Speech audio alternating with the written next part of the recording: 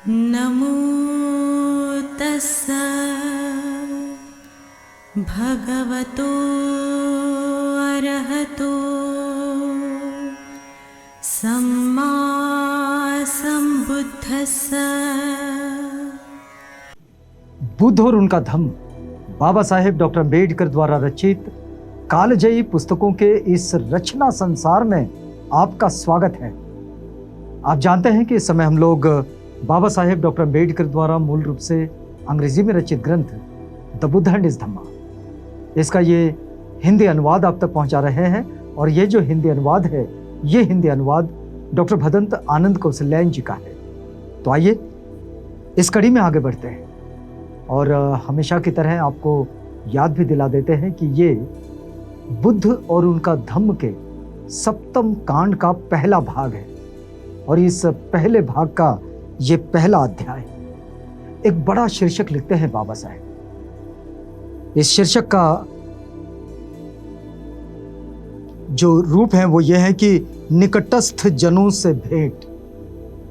अब देखिए, बुद्ध और उनका धम्म के हम अंतिम पड़ाव की ओर जा रहे हैं। तो इसमें निकटस्थ जनों की भेंट मतलब इस शीर्षक से भी ये स्पष्ट हो जाता है कि उन्होंने अपने निकटस्थ जनों की उनसे कैसे भेंट हुई और वो किस तरह से उनसे मिले और वे किस तरह उनसे मिलने आए।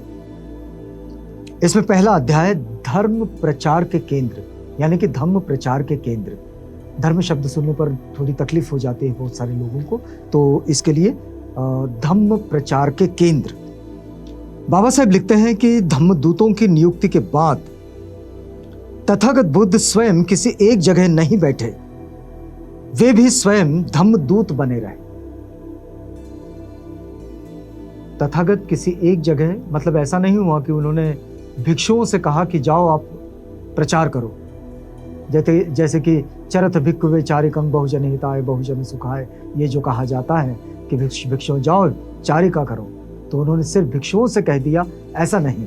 वे स्वयं भी इस कार्य में जुटे रहे, वे भी एक जगह कहीं नहीं रुके। बाबा साहेब लिखते हैं कि ऐसा लगता है कि तथागत बुद्ध ने कुछ विशेष स्थानों को धम्म प्रचार का केंद्र बना लिया था। अब ये तो स्वाभाविक सी बात है कि कोई भी अपनी व्यवस्था को जब विकसित करता है तो कुछ सेंटर्स ऐसे होते हैं कि जिस सेंटर पर बार बार जाना होता है, बार बार आना होता है, और वहाँ से वो मुख्य केंद्र भी कहलाते हैं जहाँ से धम्म प्रचार का काम होता है। तो ऐसे केंद्रों में जो प्रधान थे वो थे श्रावस्ती और राजगृह, जो बौद्ध साहित्य का अभ्यास करने पर, बौद्ध संस्कृति का अभ्यास करने पर और बुद्ध चरित्र का अभ्यास करने पर हमें ये पता चलता है कि श्रावस्ती और राजगृह ऐसे दो जगह रही जहाँ तथागत बहुत ज़्यादा वक्त रुके। उन्होंने लगभग 75 बार श्रावस्ती की यात्रा की होगी और कोई 24 बार राजगृह की। ये बाबा साहेब जिस तरह से बुद्ध चरित्र को पढ़ते हैं और उसके बाद उसका एक जो काउंटिंग करते हैं तो उनको ये पता चलता है कि लगभग 75 बार उन्होंने श्रावस्ती की यात्रा कर ली और कोई 24 बार राजगृह की। कुछ दूसरे स्थान धर्म प्रचार के छोटे केंद्र थे, जैसे कि कपिलवस्तु जहाँ तथागत 6 बार गए, वैशाली भी वे 6 बार गए और कम्मा सद्धम 4 बार। तो इस तरह से ये कुल मिलाकर तथागत की यात्रा का हिसाब किताब है। इसके बाद बाबा साहेब लिखते हैं एक शीर्षक के साथ कि तथागत बुद्ध कहाँ कहाँ पधारे। ये तो हुआ कि भाई यहाँ की यात्रा की उन्होंने, लेकिन बीच में बहुत सारी जगह ऐसी रही। ऐसा तो नहीं था कि एक ही दिन में सीधे कपिलवस्तु से श्रावस्ती चले आए, ऐसा कभी हुआ नहीं। ऐसा तो कभी हुआ नहीं कि सीधे श्रावस्ती से निकले और राजगृह पहुंच गए। तो इन सारी जगह में जाते जाते बहुत सारी जगह से घूम कर भी वे आया करते थे प्रचार में। तो वे कौन सी जगह थी? बाबा साहेब लिखते हैं, अपनी चारिका करते करते उक्त प्रधान और छोटे केंद्रों के अतिरिक्त ये जो जिनका उल्लेख किया गया है, जैसे कि कपिलवस्तु हुआ, वैशाली, कम्मा सद्दम, श्रावस्ती, राजगृह, इन सब के अतिरिक्त जो छोटे केंद्र थे वहां भी तथागत बुद्ध कई बार गए, और वे थे उकट्ठा, नादिका, साला, अस्सपुर, घोषिताराम, नालंदा, आपण और ऐतुमा। इसके सिवाय उपसाद, इच्छानंगल, चंडालकप्प तथा कुशीनारा वे गए। वे देवदह गए, पावा गए, अम्बसंडा गए, सेतव्या, अनुपिया और उजुइया। जिन जिन जगहों पर तथागत गए उनके नामों को देखने से पता लगता है कि वे शाक्य जनपद, अंग जनपद और कुरु जनपद, इन तीनों जनपदों की उन्होंने पूरी यात्रा की। तो मोटे तौर पर हम ये मान सकते हैं, बाबा साहेब लिखते हैं कि उन्होंने समस्त उत्तरी भारत की यात्रा की।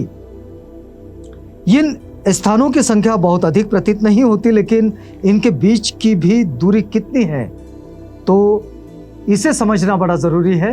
तो देखिएगा, लुम्बिनी से राजगृह कोई 250 मील से कम दूर नहीं है, और इससे स्थानों की दूरी का कुछ जो अंदाजा लगता है तो उससे पता चलता है कि बीच में कई जगह वे रुके भी हैं। तो इन सभी स्थानों पर भगवान बुद्ध पैदल ही गए, वहां पर कोई दूसरा साधन तो था नहीं। उन्होंने बैलगाड़ी तक का भी उपयोग नहीं किया। बाबा साहेब लिखते हैं बुद्ध चरित्र का अभ्यास करने के बाद कि उन्होंने बैलगाड़ी तक का भी उपयोग नहीं किया। जब वे चारिका करते थे तो रास्ते में ठहरने के लिए कोई जगह नहीं थी। आगे चलकर तो उनके गृहस्थ उपासकों ने उनके रहने ठहरने के लिए विहार बनवा दिए थे, और तथागत बहुधा सड़क के किनारे के वृक्षों की छाया में ही रात बिताते थे। तो तथागत की जीवनचर्या का ये जो विशेष अंग जो है और विशिष्टता जो है, बाबा साहेब बता रहे हैं कि वो वक्त तो वो था जब वे बैलगाड़ी का भी इस्तेमाल नहीं करते थे, लेकिन वे जहां जहां से गुजरते थे वहां किसी के घर पर नहीं रुकते थे। बाद में ये स्थितियां बनी कि जब उनके अनुयायी बनने लगे लोग, उनके साथ चलने लगे लोग, और उन लोगों ने बीच बीच में कहीं बुद्ध विहारों का निर्माण किया, कुछ ऐसे कक्षों का निर्माण किया कि जहां भिक्षु रुक सकते हैं, तो फिर वहां वो रुकने लगे, एक दूसरी बात है। लेकिन शुरुआती दौर में जब तथागत निकले तो वे रास्ते में पड़ने वाले जो वृक्ष थे, घने वृक्ष थे, उन घने वृक्षों की छाया में ही रुक जाते थे, और फिर अंत में रात भी वो वहीं बिता लेते थे।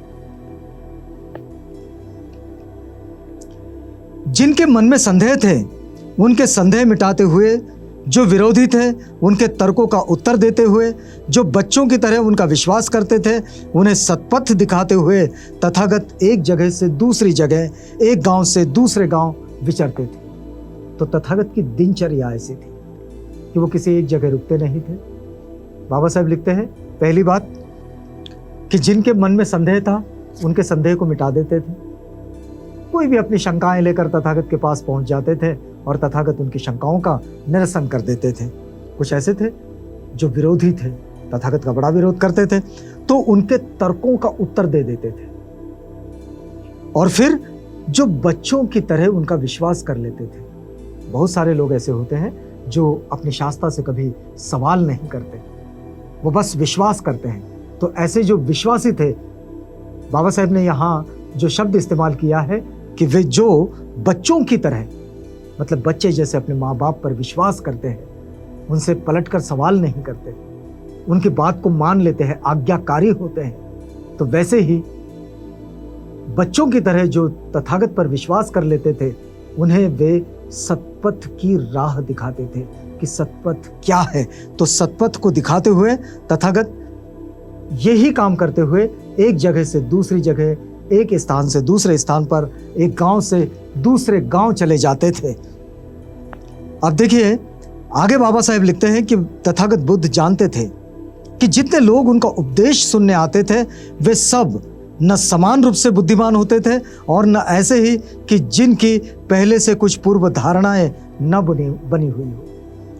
वो भी वक्त जब तथागत थे, ये भी वक्त जिस वक्त हम लोग हैं। इस वक्त भी कोई ऐसा सब लोगों के लिए नहीं कहा जा सकता कि सब के सब कोई उपदेश ही सुनते होंगे। जहाँ जहाँ से कोई नैतिक मूल्यों की शिक्षा मिलती होगी वो ही सुनते होंगे, ऐसे सब लोग होंगे, ऐसा नहीं है। नहीं है, आज भी नहीं है, तब भी नहीं हुआ करते थे। ऐसे भी नहीं थे कि जिनकी पहले से कोई ना कोई धारणा ना बनी हो। वे लोग तब भी थे जो अपनी कोई ना कोई धारणा बनाकर चलते थे, और आज भी वो लोग हैं जो पहले से अपनी कोई ना कोई धारणा बनाकर चलते हैं। तो इस तरह से उन्होंने भिक्षुओं को बता तक दिया था कि श्रोतागण 3 प्रकार के होते हैं। उन्होंने भिक्षुओं को ये बात बड़ी स्पष्टता से समझाई थी कि देखो भिक्षुओं, तुम लोगों के पास धर्म प्रचार के लिए जा तो रहे हो, उन्हें कोई अच्छी बात सिखाने समझाने के लिए जा तो रहे हो, लेकिन ये ध्यान में रखो कि ये जो सुनने वाले लोग हैं, जिनसे तुम कह रहे हो, इनमें 3 तरह के लोग होते हैं। और ये 3 तरह के लोग, इन सबको अपने अपने समझ के स्तर पर जानना भी होता है, और इनको समझाने के लिए किस तरह की स्ट्रेटजी का यानी कि रणनीति का इस्तेमाल करना होगा ये भी जानना होता है। यानी कि सामान्य रूप से हम देखें तो एक जो समूह की मानसिकता होती है, इस मानसिकता का भिक्षुओं को अभ्यास होना चाहिए। तो भिक्षुओं को ये जो समूह की मानसिकता होती है, इस मानसिकता का अध्ययन भी करवाया जाता था, अभ्यास करवाया जाता था, और उसके बाद वे लोगों से बातचीत करने के लिए जाते थे और उन्हें सद्धम्म सिखाते समझाते थे, सत्पथ दिखलाते थे। तो इस बात को ये जो तथागत ने कहा है कि 3 प्रकार के श्रोतागण होते हैं, इन 3 प्रकार के श्रोतागणों की बात से आपको अगली कड़ी में जोड़ेंगे, क्योंकि ये हमारा वक्त जो है वो अब पूरा होता है। तो हमें इजाज़त दीजिएगा, हम वादा करते हैं कि अगली कड़ी में आपसे पुनः भेंट होगी।